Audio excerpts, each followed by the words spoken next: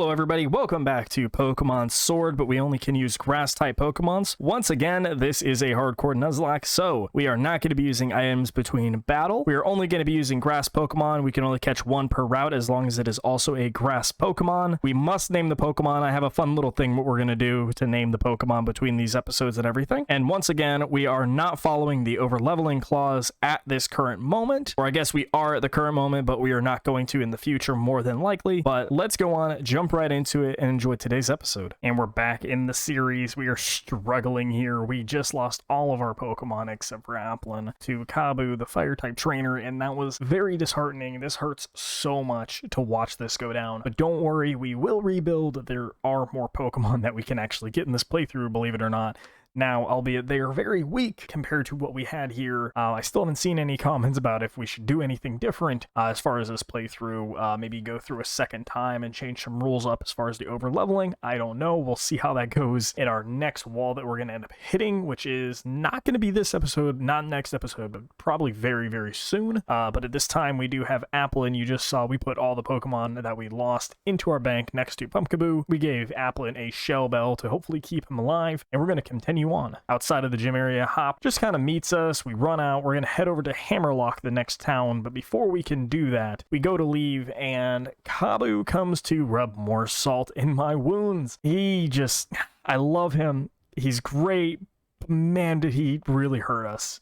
And now I see why. He's friends with Milo and Nessa. They told him how bad Shiftry was, and, you know, he totally delivered. He was able to knock us out. But that doesn't stop me and Hop. We're going to go to the next area. We're going to the wild area, and when we get there, BD comes up and meets us. And, you know, essentially he just insults us. Hop says, "I will defend your honor," and then they go off to have their own little Pokemon battle, which we know surely Hop is going to lose because he still has a master type advantages. On our way over to Hammerlock, we just decide to skip every single Pokemon in the wild area since we're going to come back. We show this guy, then he proves us we can count to 3, and then BD, he, finally shows up, goes up to this guy. This guy confirms, yes, he can still count to 3, and we head into Hammerlock, one of the coolest towns ever, where we're actually going to have to come back for the 8th gym to battle the dragon trainer, Rahan, and this place is dope.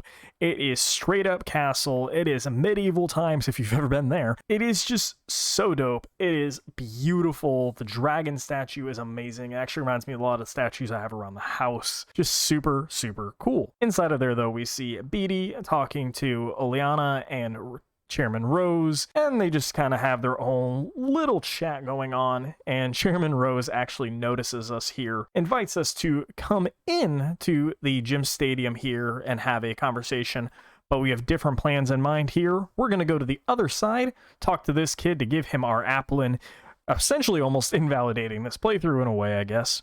We see this cute little cutscene where he gives this girl the apple. She kind of denies him in a weird kind of way, but so he gives us our Applin back. And thank God he does, because he also gives us the tart apple, allowing us to evolve Applin here into Flapple for this game. Now, Flapple is just a great Pokemon. He's super fast. He does a lot of damage. He's physical, unfortunately, along with every other grass type.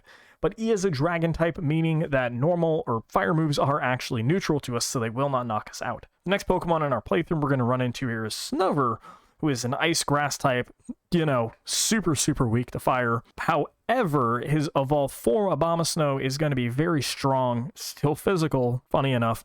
Yet, this is going to be our second new Pokemon that we're going to get to join Flapple on the team here. So, luckily, it only took us one Pokeball to really catch him. None of these are cut for any of these battles because we needed to fill some time in here for this video, so enjoy that. But Snover, we did able to catch him. We went with our number pattern of 5NOV3R for Snover. I accidentally put a W in here because I didn't realize there's not a W in Snover. And then we go on to the next Pokemon we have to get for this playthrough, so we start shaking trees to get some berries, and it jumps down on top of us, and this is Cherubi. Cherubi is not going to be great for this playthrough. I have a feeling we might end up using this like a stall Pokemon, much like we did Eldegoss, so we'll see how that one goes. But currently, we're going to throw our Pokeball here and not really have too much problems with Cherubi either. It's going to break out, I think, like once or twice, but really it's just overall not a hard thing. Cherubi does have 2 different forms. It has the Sun form and the non-Sun form, so I don't know if maybe we throw Sunny Day on this team if we get another Pokemon with Chloroform, or Chlorophyll. Yeah, different completely thing. Yes. So we're going to throw the ball. We're going to catch Cherubi and hopefully use this as a stall Pokemon in the later future. But I'm still not really sure what we're going to do with that at the moment. Again, we're going to go through the same little number pattern here and go with its name CH3RUB1, which there's not many vowels that we can actually use in this, so nothing super crazy. However, while we're over here looking for our fourth and final Pokemon for this playthrough, we run into a Sneasel, which is really bad because Sneasel is very fast, hurts like crazy, and Flapple is 4 times weak to ice. So this Icy Wind comes out, and because we can't fight this thing, we're trying to get out of here.